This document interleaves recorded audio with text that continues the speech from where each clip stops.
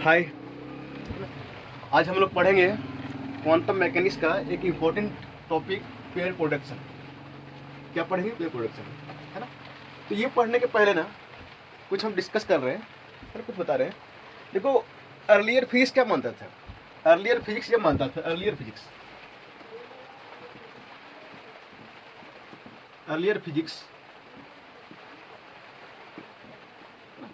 ये क्या मानता था? अर्लियर फिजिक्स ये बोलता था कि एनर्जी और मास, एनर्जी एंड मास,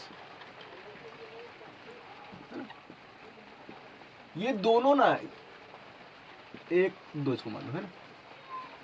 एनर्जी और मास जो है प्योरली डिफरेंट थिंग है ना। एनर्जी और मास में कोई रिलेशन नहीं है ना। एनर्जी अलग है, मास अलग है ना। ये पुराना फिजिक्स ये मानता था, है ना। अब देखो, ये एक्चुअल में क्या है कि बाद में ये प्रूफ किया गया कि एनर्जी और मास जो है ना, वो दोनों आपस में रिलेटेड है। एनर्जी और मास जो है अलग नहीं है, एनर्जी और मास जो है आपस में रिलेटेड है। ये पहले माना जाता था कि एनर्जी जो है और मास जो है पूरी तरीके से। आज भी देखो गांव में क्या होता है मास मतलब क्या हो गया? पार्टिकल, है ना। पार्टिकल हो गया, है ना। तो किसी को पूछोगे कि ये किससे बना, कोई समथिंग जो ऑब्जेक्ट है वो किससे बना है, तो हम किससे बने हैं, है ना। तो गांव के लोग जो ये बोलता है कि नहीं, हम लोग पार्टिकल से, मिट्टी से बने हैं, है ना। बट साइंस का आदमी क्या बोलता है कि हम लोग एनर्जी से बने, क्योंकि सब कुछ जो होता है दैट इज एनर्जी, है ना। एनर्जी ही मास के रूप में कन्वर्ट हो जाता है ना। और मास को ही एनर्जी के रूप में हम कन्वर्ट करते हैं, है ना। और ये कब पता चला, है ना? जब आइंस्टाइन का फॉर्मूला ये आई, बराबर mc स्क्वायर, है ना। इस फॉर्मूले से हम लोग को पता चला, आइंस्टाइन ने बोला एनर्जी जो है मास को एनर्जी के रूप में कन्वर्ट कर सकते हैं और एनर्जी को मास के रूप में कन्वर्ट कर सकते हैं, है ना। तो पूरी दुनिया में जो है सब कुछ एनर्जी है ना। उसको मास के रूप में कन्वर्ट करते हैं। पहले क्या था, पुराने दिनों में क्या था कि मास को ना क्रिएट कर सकते हैं ना डिस्ट्रॉय कर सकते हैं, है ना। वो कंजर्व रहता है। बट ये क्या था? गलत था, है ना। बाद में क्या हुआ? बाद में ये आया कि एनर्जी को ना हम क्रिएट कर सकते हैं ना डिस्ट्रॉय कर सकते हैं। एनर्जी जो होता है वो कंजर्व होता है ना। तो देखो, सबसे पहले जो है, सबसे पहले पेयर प्रोडक्शन, मतलब पेयर प्रोडक्शन में होता क्या है, इसमें से एनर्जी मतलब फोटोन जो है वो पार्टिकल मास का रूप ले लेता है ना। और ये देखो, एनर्जी को फोटोन में कन्वर्ट किया जा सकता है, ये थ्योरेटिकली पहले प्रूव हो चुका था, है ना। बट प्रैक्टिकली जो है एक साइंटिस्ट था, उसका नाम था एंडरसन, ये शायद 1932 की बात है ना। 1932 में इसने प्रैक्टिकली प्रूव किया, है ना। प्रूव किया मतलब ये ना एक्सपेरिमेंट कर रहा था, है ना। और इत्तेफाक से प्रूव हो गया कि एनर्जी जो होता है ना, वो मास के रूप में कन्वर्ट होता है। एक्चुअल में ये कर क्या रहा था कि फोटोन को डाल रहा था मैटर में, है ना। कुछ फोटोन मिसिंग हो जा रहा था, और फोटोन मिसिंग जो है, वो जो मिसिंग फोटोन है, जो फोटोन मिस हो रहा था, वो देखो ये फोटोन है ना, वो इलेक्ट्रॉन और पॉजिट्रॉन के रूप में कन्वर्ट हो जा रहा था, है ना। तो सबसे पहले हम ये बोल सकते हैं, सबसे पहले जो प्रैक्टिकली, है ना, ऑब्जर्व किया वो एंडरसन था, है ना। और ये 1932 का टाइम है, ये 1932 का समय था, ठीक है। अब देखो, तो अब आगे हम लोग इसमें पढ़ने क्या वाले हैं वो देखते हैं, ठीक है। टॉपिक क्या है? Pair production. सबसे पहले हम लोग ये पढ़ेंगे कि what is pair production. Topic पहला, व्हाट इज पेयर प्रोडक्शन, है ना। पेयर प्रोडक्शन होता क्या है? दूसरा, व्हाई पेयर प्रोडक्शन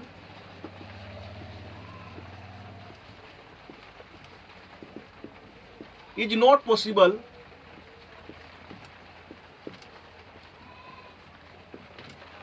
है ना इन वैक्यूम। एक्चुअल एक्चुअल में होता क्या है, वैक्यूम में क्या होता है, वैक्यूम में पेयर प्रोडक्शन जो है वो नहीं हो पाता है, और क्यों नहीं होता है ना, उसको हम लोग पढ़ेंगे, है ना। तो सबसे पहले पेयर प्रोडक्शन क्या होता है उसके बारे में जानते हैं, है ना।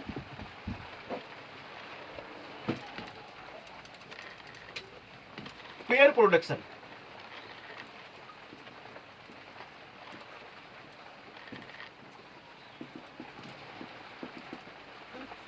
क्या होता है, इसके पहले हम बोल लेते हैं फिर इसको लिखेंगे, ठीक है। पेयर प्रोडक्शन में क्या होता है ना, एक फोटोन, कोई फोटोन है ना, जिसकी एनर्जी, ये फोटोन है मेरा, है ना, जिसकी एनर्जी 1.02 MeV है ना। कोई फोटोन जिसकी एनर्जी 1.02 MeV के बराबर हो या उससे अधिक हो, है ना, जब वो मैटर से, न्यूक्लियस से इंटरेक्ट करता है ना, तो वो इलेक्ट्रॉन और पॉजिट्रॉन के रूप में कन्वर्ट हो जाता है ना।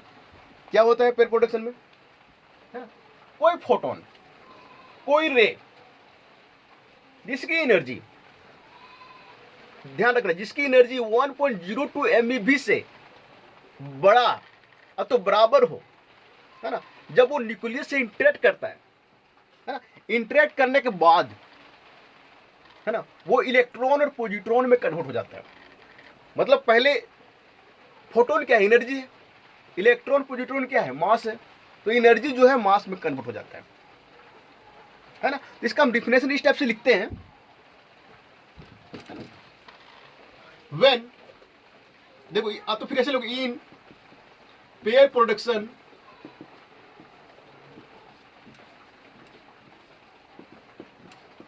है ना, ये फोटोन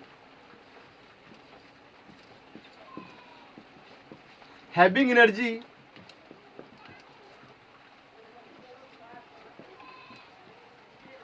इक्वल टू और ग्रेटर देन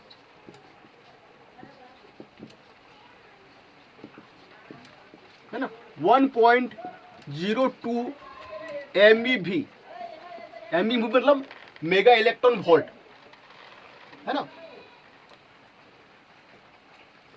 इंटरेक्ट्स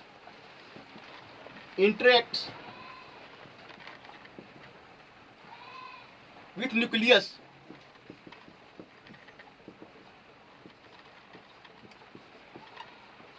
ये न्यूक्लियस के साथ इंटरेक्ट करता है ना, converted interacts with nucleus, converted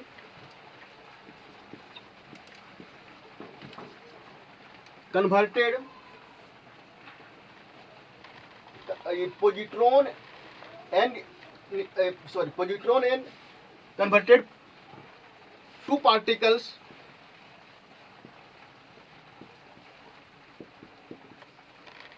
positron and electron, है ना।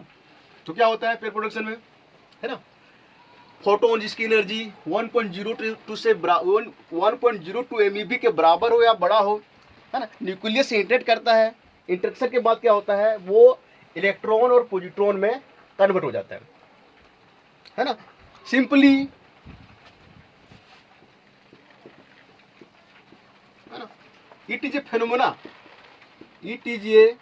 फेनोमेना, है ना, इन विच एनर्जी कन्वर्ट्स, है ना, इनटू मास, है ना। ये एक फेनोमेना है ना, जिसमें से क्या होता है, एनर्जी जो है कन्वर्ट होता है मास में, है ना। सिंपल सी एक लाइन में अगर बोलना है तो ये बोलेंगे इट इज फेनोमेना, है ना, इन विच, है ना, energy converts into mass, energy जो है मास में कन्वर्ट होता है, ठीक है। एक लाइन में अगर बोलना है तो, ठीक है। एक्चुअल में होता क्या है वो देखो, इसका डायग्राम देखो, ठीक है। डायग्राम।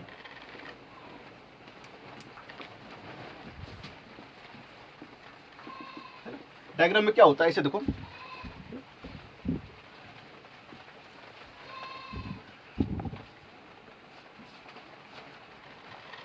देखो तो डायग्राम में होता है, इधर हमको लगता है लाइट आ रहा होगा तो इधर बनाते हैं, होता है, देखो ये मेरा फोटोन है ना, ये मेरा फोटोन है ना, और ये क्या करता है, यहाँ पे एक न्यूक्लियस है ना, और ये रेस्ट में है ना। अब ये फोटोन जो है यहाँ पे जाता है ना, और यहाँ पे जाने के बाद ये दो पार्टिकल में कन्वर्ट हो जाता है, इलेक्ट्रॉन में और पॉजिट्रॉन में, है ना। अब देखो तो एक्चुअल में यहाँ पे न्यूक्लियस के अंदर है ना, न्यूक्लियस के अंदर है तो बाहर भी, न्यूक्लियस के अंदर है बाहर भी, जो भी है ना, तो यहाँ पे हम अंदर दिखा रहे हैं, ठीक है, क्योंकि प्रोटॉन न्यूट्रॉन जो होता है अंदर ही होता है ना। तो क्या होता है, यहाँ पे न्यूक्लियस में गया है ना, इलेक्ट्रॉन पॉजिट्रॉन में कन्वर्ट हो गया। अब देखो एक्चुअल में होता क्या है कि फोटोन के पास क्या होता है, इलेक्ट्रिक फील्ड होता है ना, और मैग्नेटिक फील्ड होता है ना। और न्यूक्लियस के पास भी क्या होता है, इसके पास भी क्या होता है ना, प्रोटॉन होता है, प्रोटॉन क्या है, चार्ज पार्टिकल है ना। और न्यूक्लियस के पास भी क्या होता है, इलेक्ट्रिक फील्ड होता है, मैग्नेटिक फील्ड होता है। क्यों, प्रोटॉन जो है, प्रोटॉन रेट में थोड़ी ना रहता है न्यूक्लियस के अंदर, है ना, वो मूव करता है, तो इलेक्ट्रिक फील्ड मैग्नेटिक फील्ड दोनों होता है। तो इधर फोटोन के पास क्या होता है, इलेक्ट्रिक फील्ड मैग्नेटिक फील्ड है ना। यहाँ पे न्यूक्लियस के पास भी इलेक्ट्रिक फील्ड मैग्नेटिक फील्ड है, और जाके ये टकराता है वहां पे, टकराने के बाद दोनों जो मतलब इसका दो फील्ड उसका दो फील्ड इंटरेक्ट करता है ना, आपस में जो है वो पता नहीं क्या गुफ्तगू करता है, मुझे नहीं पता ये, है ना। ये बहुत सोचने वाली बात है कि क्या यहाँ पे होता है, पता नहीं, इलेक्ट्रिक फील्ड मैग्नेटिक फील्ड, लड़ाई होता है, दोस्ती होता है, पता नहीं। इसके बाद क्या करता है न्यूक्लियस, इस फोटोन को, जो फोटोन गया है उसको दो भाग में कन्वर्ट कर देता है, इलेक्ट्रॉन और पॉजिट्रॉन में। एक्चुअल फिजिक्स यही है ना, कि यहाँ पे क्या होता होगा, सोचने वाली बात है कि फोटोन यहाँ पे गया, इसके पास भी इलेक्ट्रिक मैग्नेटिक फील्ड है, फोटोन के पास भी इलेक्ट्रिक फील्ड मैग्नेटिक फील्ड है, दोनों में क्या हुआ, झगड़ा हुआ है ना। तो फिर क्या क्या इन लोगों के बीच में बात हुआ कि ये जो न्यूक्लियस है, इस फोटोन को दो भाग में, एक इलेक्ट्रॉन में एक प्रोटॉन में कन्वर्ट कर दे रहा है, और एनर्जी को डायरेक्ट मास में कन्वर्ट कर दे रहा है ना। अब देखो तो ध्यान देना, ये अब देखो इसीलिए, अब देखो यहाँ पे इलेक्ट्रॉन हुआ, इलेक्ट्रॉन और पॉजिट्रॉन दो पार्टिकल प्रोड्यूस हो रहे हैं ना, इसीलिए इसका नाम पड़ा पेयर प्रोडक्शन, है ना। इंटरव्यू में तो कोई पूछ सकता है, कोई पूछ सकता है सिंपल सा क्वेश्चन कि इसका नाम पेयर प्रोडक्शन क्यों पड़ा, है ना। पेयर प्रोडक्शन इसलिए पड़ा क्योंकि यहाँ पेयर ऑफ पार्टिकल्स जो है वो बन रहे हैं, पेयर ऑफ पार्टिकल जो है वो क्या उसको बोलते हैं, बन रहे हैं, या तो फिर न्यूक्लियस के द्वारा जो है पेयर ऑफ पार्टिकल जो है बनाया जा रहा है ना। तो सोचने वाली बात है, क्या होता होगा यहाँ पे, इसमें थोड़ा समझ ले रहे हैं क्या होता होगा, न्यूक्लियस क्या करता होगा, है ना, कि फोटोन को जो है वो तोड़ देता है दो भागों में, और उसको मास के रूप में कन्वर्ट कर देता है ना, ठीक है। अब देखो तो थोड़ा सा हम आगे बढ़ते हैं, इसका मैथमेटिकल कैलकुलेशन करते हैं, मैथमेटिकल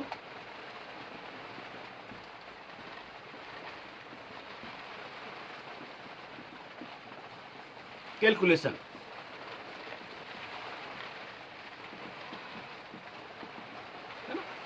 मैथमेटिकल कैलकुलेशन करते हैं, और इसके पहले ना हम फिगर बनाते हैं, ठीक है, फिगर हम बना रहे हैं क्योंकि यहाँ लाइट है। अब देखो तो ये फोटोन है मेरा,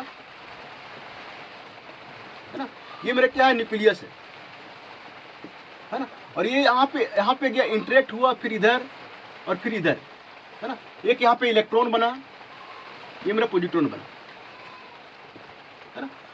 अब देखो तो थोड़ा ध्यान देना, शुरू में क्या होता है, जो मैटर होता है, न्यूक्लियस जो होता है वो रेस्ट में होता है, ये इसको मानते हैं रेस्ट में, है ना। अब देखो इलेक्ट्रॉन, अब ऐसा देखा गया है, प्रैक्टिकली देखा गया है कि जब ये स्ट्राइक करता है ना, तो अगर इसको एक्स एक्सिस माने हम, है ना, और इसको वाई माने, है ना। तो क्या होता है कि यहाँ का जो एंगल होता है, अगर ये एंगल थीटा है ना, तो ये एंगल भी थीटा ही होता है। ये प्रैक्टिकली देखा गया है। अब देखो तो इसके पास एनर्जी कितना है, फोटोन के पास h न्यू, कितना है h न्यू, है ना। अब थोड़ा ध्यान देना, हम दूसरे पेन से लिख रहे हैं थोड़ा सा। अब देखो इलेक्ट्रॉन और ये पॉजिट्रॉन, है ना, इलेक्ट्रॉन पॉजिट्रॉन, है ना। अब देखो तो ये दोनों एंटी पार्टिकल है। एंटी पार्टिकल में क्या होता है कि मास सेम होता है। इसका मास मान लो m है, इसका भी मास सेम होगा, है ना,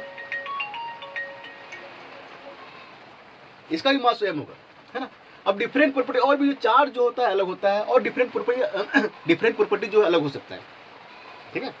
तो एंटी पार्टिकल में क्या होता है, मास सेम होता है ना, और डिफरेंट प्रॉपर्टी लाइक चार्ज और अदर प्रॉपर्टी अलग हो सकता है ना।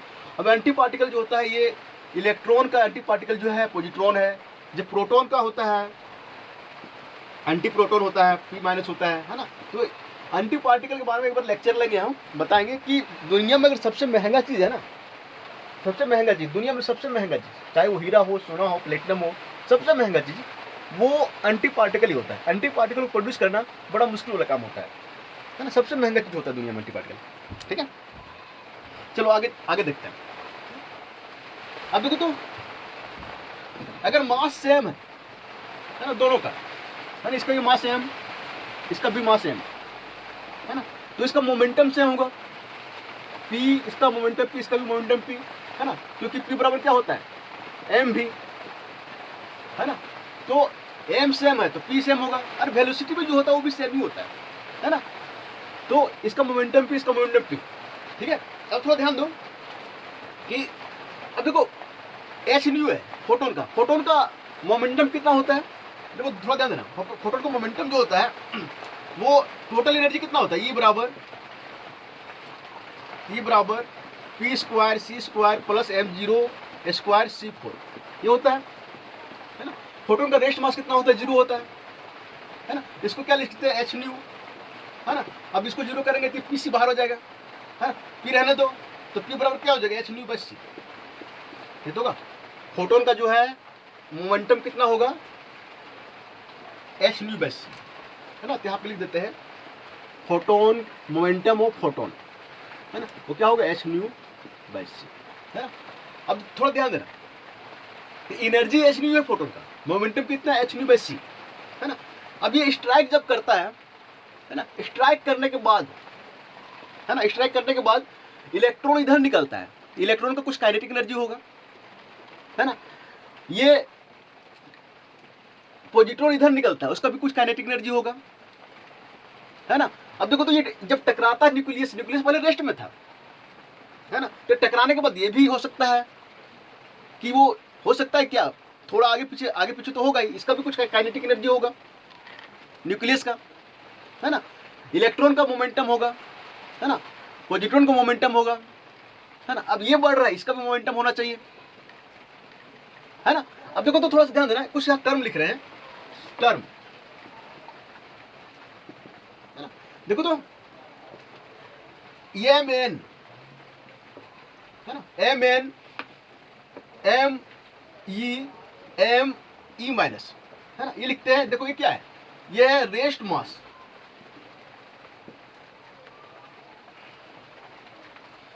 अब ऐसे लिखो सबसे पहले, ठीक है, इसको आ गया, ये, हाँ चलो, रेस्ट मास ऑफ न्यूक्लियस, है ना, और इलेक्ट्रॉन एंड पॉजिट्रॉन,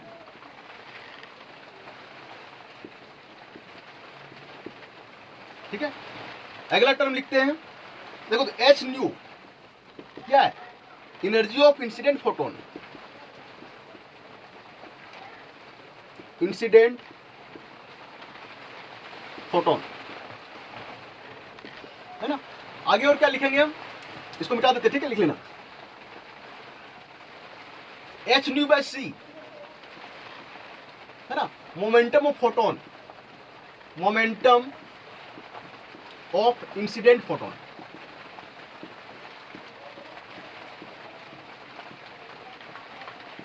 है ना।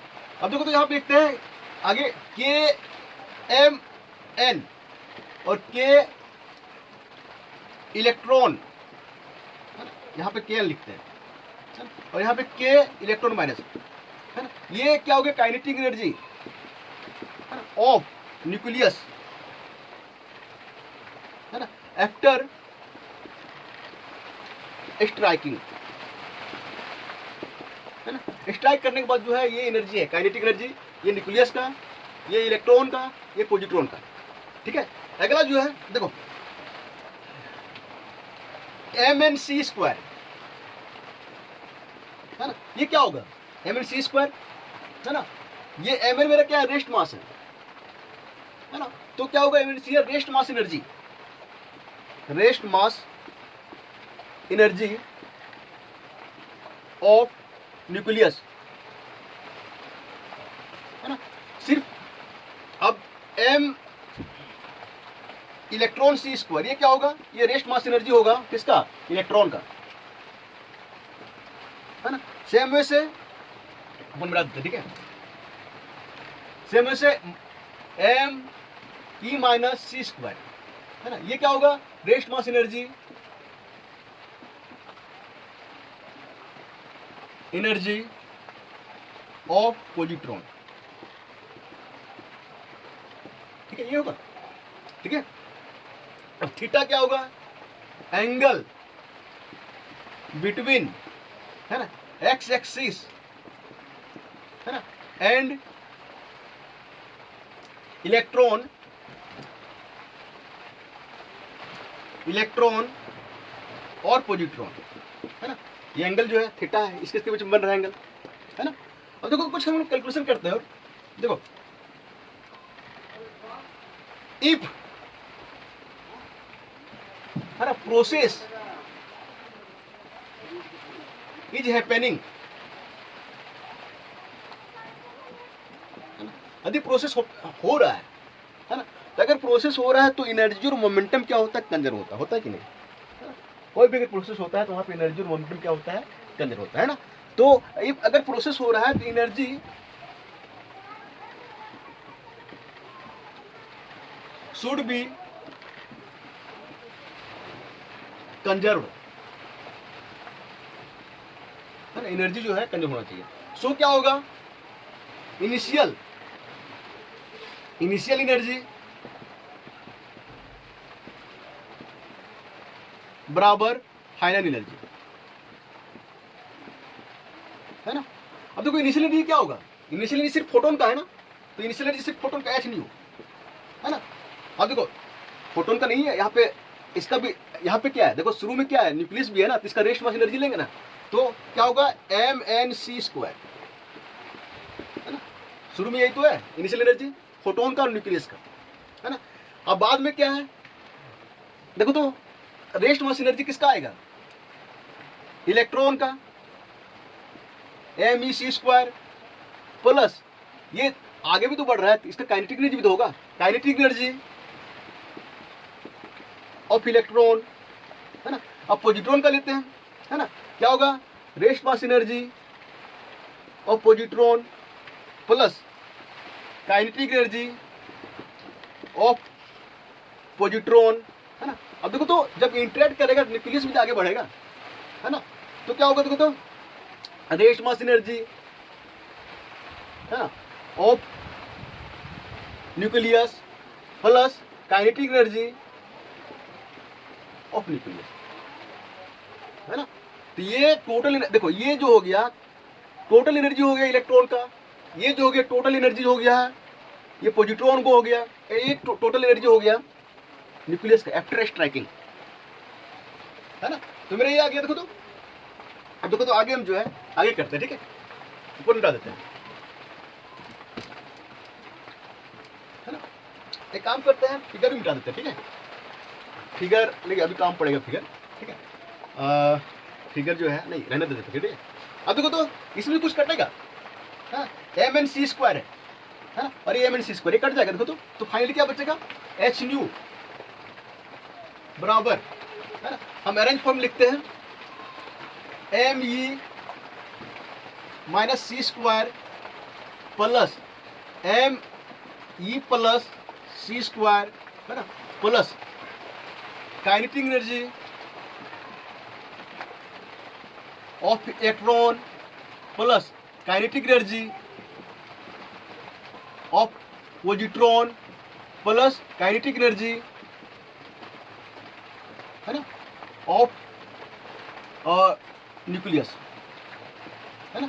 फिगर फिर से बना लेंगे, ठीक है, चलो ठीक है, फिगर मिटा देते हैं, ठीक है, क्योंकि फिगर फिर से आगे काम देगा, फिर से हमको बनाना पड़ेगा क्योंकि आगे काम पड़ने वाला है ना। अब देखो थोड़ा ध्यान दो, फाइनल जो एक्सप्रेशन मेरा इतना आया, है ना। अब ये पता है कि मास जो होता है इलेक्ट्रॉन का, है ना, और मास जो होता है पॉजिट्रॉन का वो बराबर होता है ना। तो देखो तो ये हम लिख सकते हैं एच न्यू बराबर मास ऑफ, ये रेस्ट मास ऑफ इलेक्ट्रॉन और रेस्ट मास ऑफ पॉजिट्रॉन दोनों सेम होगा 2, है ना, me माइनस c², है ना।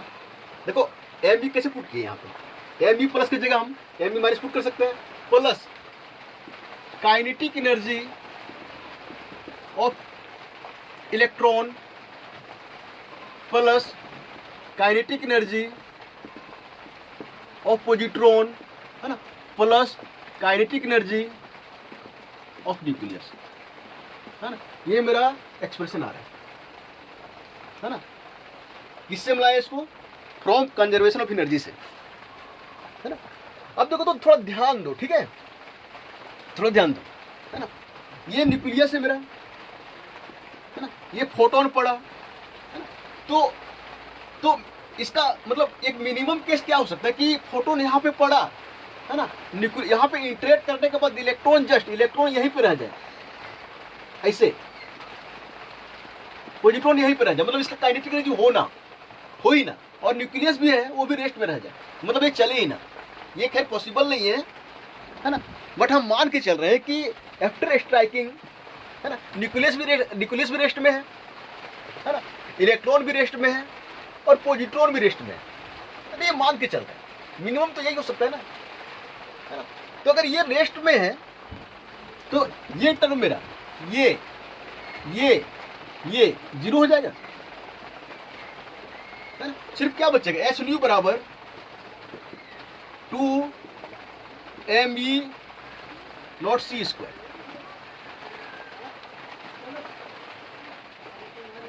है ना, ये तो बचेगा।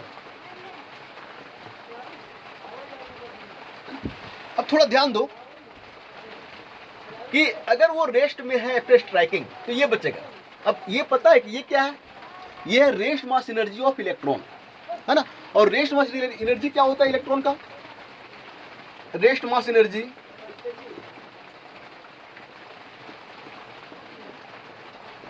ऑफ इलेक्ट्रॉन क्या होता है, me² बराबर क्या होता है, कितना होता है पता है, 0.511 MeV होता है, MeV, है ना। रेस्ट मास एनर्जी जो होता है इलेक्ट्रॉन का इतना होता है 0.511 MeV, ठीक है। अब देखो तो अगर यहां पुट करते हैं h न्यू, है ना, तो क्या होगा 2 × 0.511 MeV, है ना। तो क्या हो जाएगा, h न्यू बराबर, इसको मल्टीपल करोगे तो आ जाएगा 1.02 MeV, है ना। यहां से ये प्रूफ होता है कि फोटोन का जो है मिनिमम एनर्जी, है ना, वो कम से कम 1.02 MeV होना चाहिए, तो फिर इससे बड़ा होना चाहिए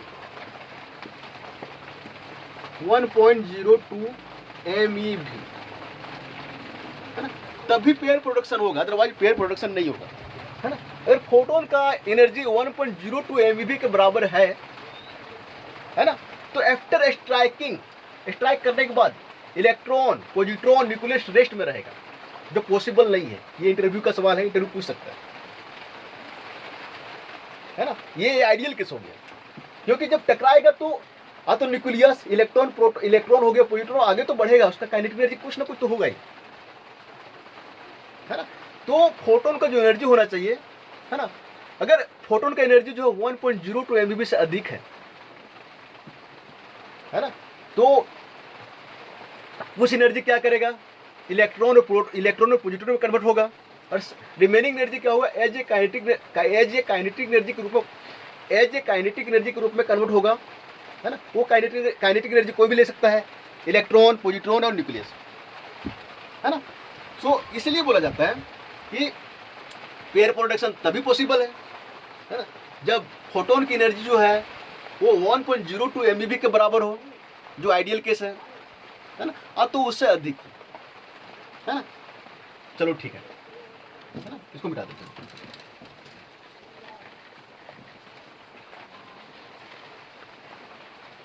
अब देखो दूसरा जो है ये है जो पेयर प्रोडक्शन होता है ना, पेयर प्रोडक्शन होने के लिए न्यूक्लियस होना जरूरी है ना, मैटर होना जरूरी है। न्यूक्लियस क्या मैटर है ना, ये वैक्यूम में नहीं हो सकता, इम्पॉसिबल है ना। अब क्यों इम्पॉसिबल है ना, इसको हम कैलकुलेशन से देखेंगे अभी, है ना। तो ये भी एक इंटरव्यू का सवाल है, पूछ देता है ना, कि पेयर प्रोडक्शन क्या है, पेयर प्रोडक्शन क्या वैक्यूम में हो सकता है ना। तो डायरेक्ट बोलोगे वैक्यूम में जो है पेयर प्रोडक्शन नहीं हो सकता है ना। और क्यों नहीं हो सकता है ना, इसका आंसर अभी हम ढूंढेंगे। दूसरा टॉपिक ये है why pair production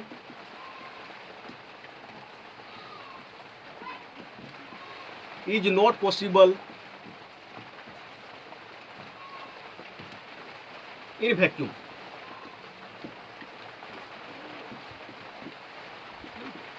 pair production जो है वो वैक्यूम में तो पॉसिबल नहीं है ना। चलो इसको भी हम कैलकुलेट करते हैं। अब देखो तो इसके पहले ना थोड़ा सा हम एनर्जी के बारे में जान लेते हैं। अब देखो टोटल एनर्जी जो होता है पार्टिकल, टोटल एनर्जी ऑफ ये रिलेटिविस्टिक पार्टिकल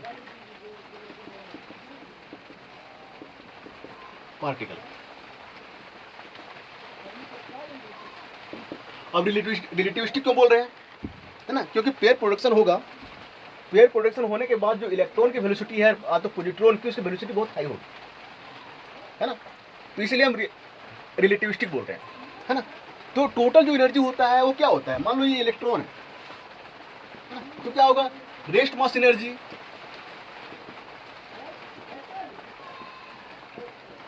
है ना प्लस काइनेटिक एनर्जी,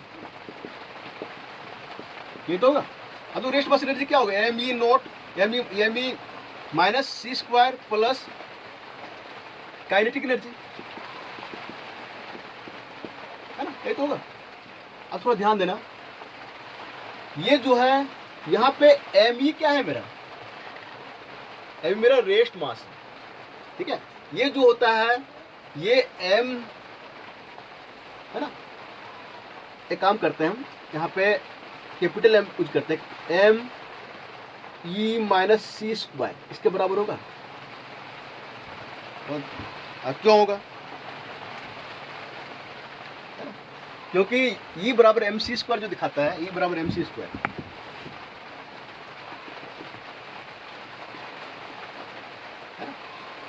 ये m यहाँ पे जो है ना, ये मूविंग मास है, रेस्ट मास नहीं है, मूविंग मास है, और c² मतलब वेलोसिटी ऑफ लाइट है ना।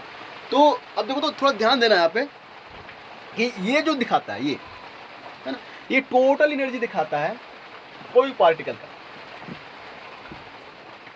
ये टोटल एनर्जी दिखाता है। अलग से लिखो तो इसको लिखोगे तोड़ के रेस्ट मास एनर्जी, ये जो है rest mass energy plus kinetic energy, है ना।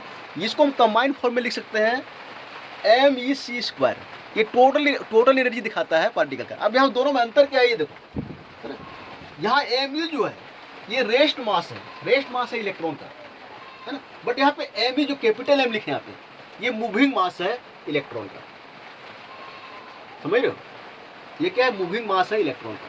और मूविंग मास क्या होता है, m बराबर m01 minus v square by c square, ये तो होता है ना। दोनों का रिलेशन क्या होता है? अरे m0 के यहाँ पे रेस्ट मास है, अरे m क्या है मेरा? मूविंग मास है, क्योंकि जब भी मूव करता है तो उसका मास चेंज होता है ना। तो देखो तो यहाँ पे एनर्जी जो हम पुट करेंगे, टोटल एनर्जी इलेक्ट्रॉन को पुट करेंगे हम, ये देखो ये m कैपिटल M है ना, इलेक्ट्रॉन c स्क्वायर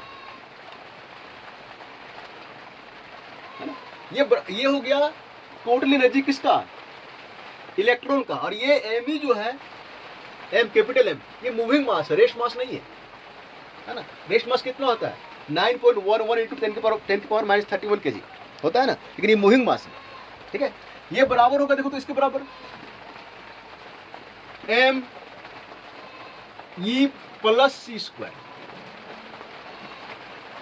है ना। ये देखो ये आप में है पॉजिट्रॉन है ना, पॉजिट्रॉन का जो है वही मूविंग मास है। अब देखो तो हम न्यूक्लियस क्या होगा? न्यूक्लियस का होगा m n c स्क्वायर, ये तो होगा। लेकिन हम यहाँ पे न्यूक्लियस को नेगलेक्ट करेंगे है ना, न्यूक्लियस का जो एनर्जी है नेगलेक्ट कर देंगे। क्यों करेंगे? क्योंकि स्ट्राइक करने के बाद न्यूक्लियस का जो वेलोसिटी होगा बहुत कम होगा, इतना कम होगा कि हम उसको नेगलेक्ट कर सकते हैं। क्या कर सकते हैं? नेगलेक्ट कर सकते हैं, है ना। अब देखो तो फॉर एनी प्रोसेस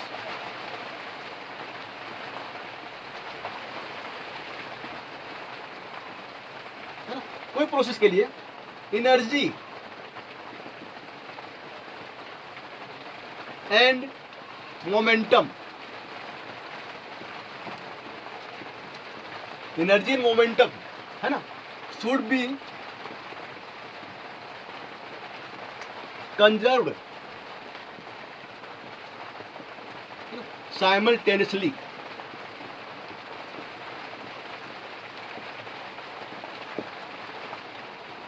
OUSL। कोई प्रोसेस होने के लिए, कोई प्रोसेस तभी होता है जब एनर्जी और मोमेंटम एक साथ कंजर्व हो, है ना। हम ये देखना चाह रहे हैं कि वैक्यूम में, है ना, वैक्यूम में एनर्जी और मोमेंटम जो है ना, एक साथ कंजर्व है कि नहीं है ना। अब देखो वैक्यूम में क्या है? वैक्यूम में हम न्यूक्लियस लेंगे नहीं, है ना। न्यूक्लियस क्या लेंगे? न्यूक्लियस लेंगे नहीं। अब देखो कुछ देर पहले न्यूक्लियस का जिक्र किए थे, जो कि यहाँ न्यूक्लियस का काम ही नहीं है ना। देखो तो अब क्या होगा, देखो तो अब देखो फिर देखो थोड़ा, ये क्या है? ये मेरा फोटोन है ना। अब देखो तो मान के चलते हैं कि ये यहाँ पे मान के क्या वैक्यूम ले रहे हैं, है ना, तो ये कन्वर्ट हो जा रहा है इलेक्ट्रॉन में और पॉजिट्रॉन में, है ना। इधर मेरा एक्स एक्सिस है ना, इधर मेरा क्या है? वाई एक्सिस है ना। अब देखो फोटोन का एनर्जी कितना? h न्यू, और मोमेंटम कितना? h न्यू बाय c, है ना। अब मान लो एंगल यहाँ थीटा बन रहा है ना, एक्स डायरेक्शन में जो है ना, वो दोनों पॉजिट्रॉन और इलेक्ट्रॉन का मोमेंटम कितना होगा? p cos थीटा, है ना। और इधर क्या होगा? p cos थीटा, इसका इधर की ओर। और इधर क्या होगा? p sin थीटा,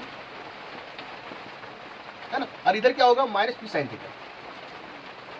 अब थोड़ा ध्यान दो, जो y डायरेक्शन में है वो मोमेंटम कैंसिल हो जाएगा, p sin theta minus p sin theta. और ये मोमेंटम जो इसका फोटोन का है y की तरफ है क्या? नहीं है ना। तो मोमेंटम जो सिर्फ लेंगे हम, x की तरफ मोमेंटम क्या हो रहा है उसको हम सिर्फ कैलकुलेट करेंगे, ठीक है।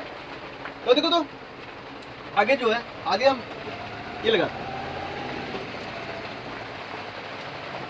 अकॉर्डिंग टू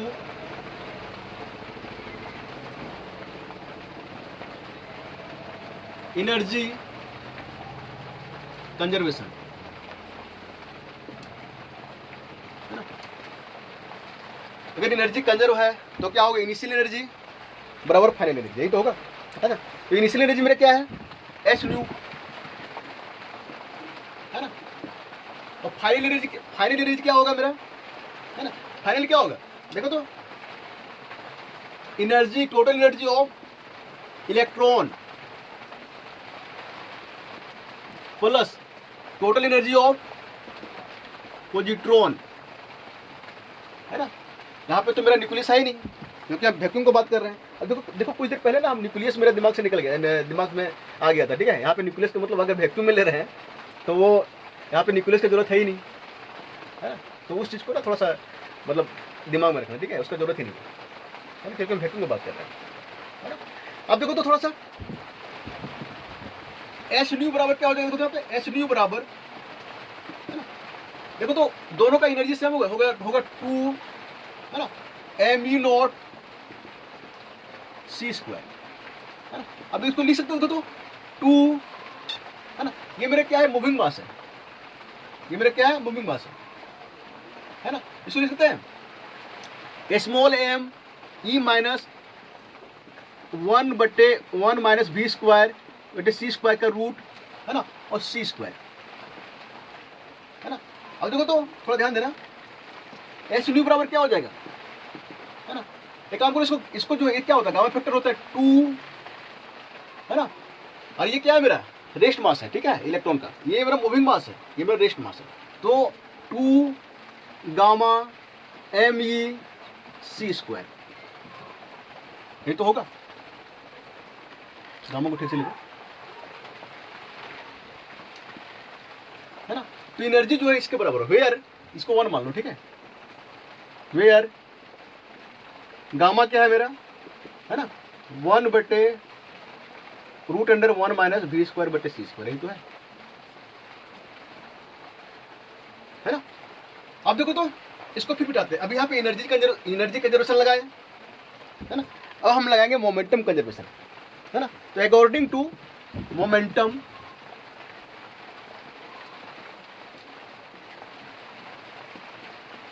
कंजर्वेशन, है ना, तो क्या होगा, देखो तो इनिशियल मोमेंटम बराबर फाइनल मोमेंटम, है ना। देखो इनिशियल मोमेंटम क्या है मेरा, एच न्यू बटे सी, फोटोन का मोमेंटम, है ना। फाइनल मोमेंटम क्या है मेरा, किसके तरफ का बात कर रहे हैं, एक्स डायरेक्शन की तरफ बात कर रहे हैं, क्योंकि वाई डायरेक्शन की तरफ मोमेंटम होगा ही नहीं, है ना, क्योंकि पी साइन थीटा जो है कैंसिल कर देगा, और जो फोटोन है ओनली वो चल रहा है एक्स की तरफ, है ना। तो h nu by c p cos theta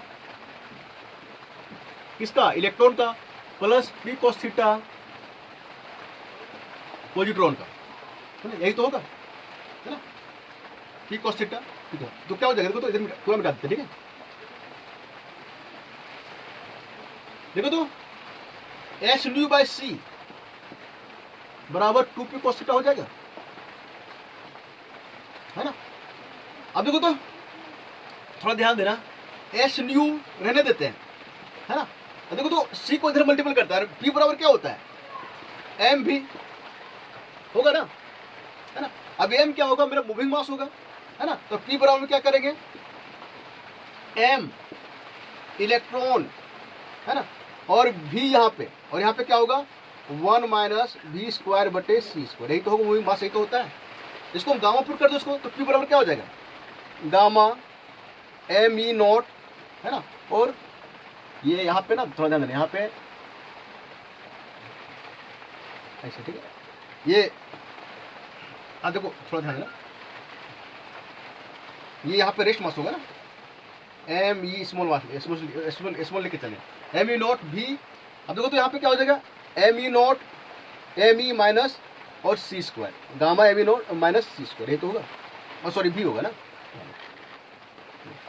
अब थोड़ा ध्यान देना, पी बराबर क्या होगा मेरा, पी बराबर होगा मेरा एम भी, एम और इलेक्ट्रॉन भी, है ना। एम क्या है, एम ई मेरा क्या है, मूविंग मास है, और भी मेरा क्या वेलोसिटी है। मूविंग मास को हम रेस्ट मास के फॉर्म में कैसे लिख सकते हैं, ऐसे लिखेंगे, है ना। इसको हम गामा लिख दिए, है ना, एम ई माइनस भी और एम ई माइनस और भी, है ना। इसको पुट कर दो यहाँ पे, है ना, तो देखो तो क्या आएगा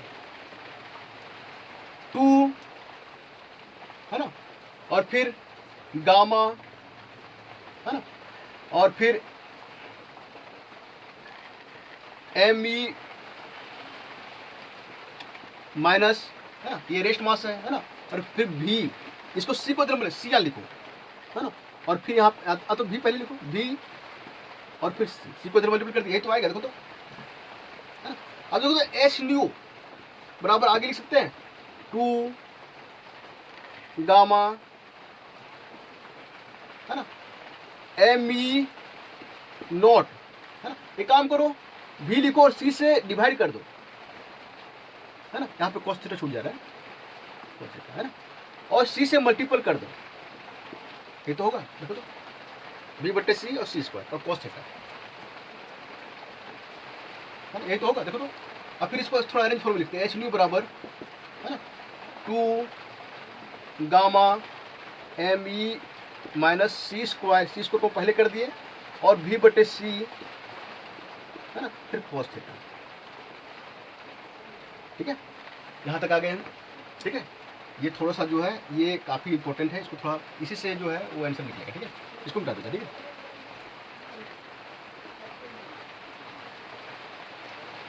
अब थोड़ा ध्यान दो यहाँ पे, 2 gamma M E naught c square भी बटे सी cos थीटा, है ना। देखो भी बटे सी का वैल्यू क्या होगा, लेस देन 1 होगा, इससे बड़ा कौन होगा, सी होगा ना, बड़ा से हम छोटा में भी क्या होगा, वेलोसिटी ऑफ पार्टिकल होगा, है ना। तो सी जो है बड़ा होगा, भी मेरा छोटा होगा, तो ये इसका भी बाई सी का वैल्यू जो है लेस देन 1 होगा, है ना, तो इसका वैल्यू जो है लेस देन 1 होगा, है ना। और cos थीटा का जो वैल्यू होता है ना, वो लेस देन या तो इक्वल टू 1 होता है, मैक्सिमम वैल्यू कितना होता है, 1 होता है ना, और उससे और मिनिमम कितना, -1 होता है ना। तो cos थीटा का वैल्यू क्या होगा, -1, ये लेस देन और इक्वल टू 1, है ना। अब देखो ये जो है, ये थोड़ा ध्यान देना, ये 1 से कम है ना, ये 1 के बराबर जो हो सकता है ना, और फिर उससे कम होगा, तो दोनों मिल के इस टर्म को, है ना, इस टर्म को थोड़ा ये सोचने वाले, इस टर्म को छोटा बना देगा, एच न्यू जो है वो छोटा होगा, 2 gamma M E naught c square. भैया ये समझने वाली बात है, ठीक है, इसका वैल्यू जो है 1 होगा, 1 से छोटा होगा, और इसका वैल्यू हमेशा 1 से छोटा होगा, तो ये अगर ये छोटा, ये 1 से छोटा है और ये 1 के बराबर है, तो टोटल इसको जो है 1 से छोटा कर देगा, मतलब सॉरी एच न्यू से छोटा, इससे ये एच न्यू जो है, सॉरी एच न्यू जो है इससे छोटा होगा, एच न्यू जो है वो इससे छोटा होगा, देखो तो होगा ना। थोड़ा ये ध्यान देना, ठीक है, क्योंकि यहाँ पे बहुत लोगों को समझ में नहीं आता, ठीक है, ठीक है। अब देखो तो इसको 2 मान लो, ठीक है, अब देखो यहाँ से क्लियर हो जाता है। देखो अगर हम इक्वेशन 1 देखो, अगर हम एनर्जी का फॉर्मूला लगाए तो एच न्यू बराबर आएगा 2 gamma M E minus C square, ये आया, और मोमेंटम कंजर्वेशन से आ रहा है एच न्यू जो है वो छोटा है, किससे, 2 gamma M E minus C square. तो हमको ये बता, एक ही समय में, है ना, एच न्यू जो है बराबर और छोटा कैसे हो सकता है, ये पॉसिबल है क्या, नहीं ना, एक ही समय में बराबर हो और छोटा भी हो, ये कैसे हो सकता है। तो ये दोनों कॉन्ट्राडिक्टरी है ना, equation 1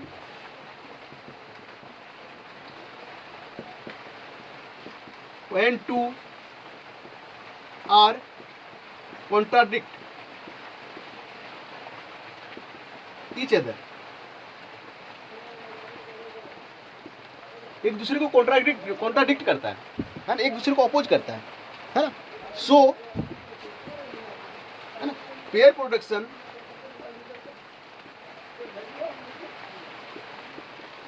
is not possible in vacuum. Okay, answer मिल गया, ठीक है। ये ना काफी इंपॉर्टेंट है ना, हम लोग 12th तक पढ़ते हैं कि पेयर प्रोडक्शन होता है, लेकिन कैसे होता है, कहाँ पे नहीं होता है, कहाँ पे होता है ना, ये हम नहीं पढ़ते। तो ये ना ये काफ़ी बड़े बड़े एग्जाम में पूछ देता है, जैसे यूपीएससी हो गया, है ना, और भी सारे एग्जाम होते हैं, उसमें जहाँ जो एग्जाम थ्योरेटिकल होता है उसमें पूछ देता है, इससे काफ़ी जो है इंटरव्यू का सवाल बनता है ना। लास्ट में ये इंटरव्यू का सवाल ये है ना, कि कौन सा, मतलब क्या होता है कि पेयर प्रोडक्शन जो है वो स्पेस में नहीं हो सकता, तो हम डायरेक्ट आंसर देंगे, है ना। एक साथ मोमेंटम कंजर्वेशन और एनर्जी कंजर्वेशन को फॉलो नहीं करता, है ना। इसलिए ये स्पेस में नहीं हो सकता। अब एक्चुअल में होता क्या है, न्यूक्लियस क्या करता है, अब देखो तो न्यूक्लियस क्या करता है, एक्स्ट्रा मोमेंटम, न्यूक्लियस क्या करता है, न्यूक्लियस जो है एक्स्ट्रा मोमेंटम देता है ना। और एक्स्ट्रा मोमेंटम देने से क्या होता है, दोनों इक्वेशन जो है वो स्टेबलाइज हो जाता है। वहाँ पे एक्स्ट्रा मोमेंटम देने से क्या होता है, एनर्जी और मोमेंटम का जो कंजर्वेशन रूल है ना, वो सेटिस्फाई हो जाता है ना। इसीलिए पेयर प्रोडक्शन जो है हमेशा एलवेज वो कहाँ होता है ना, मीडियम में, मेटेरियल मीडियम में। ठीक है, ओके, थैंक्स।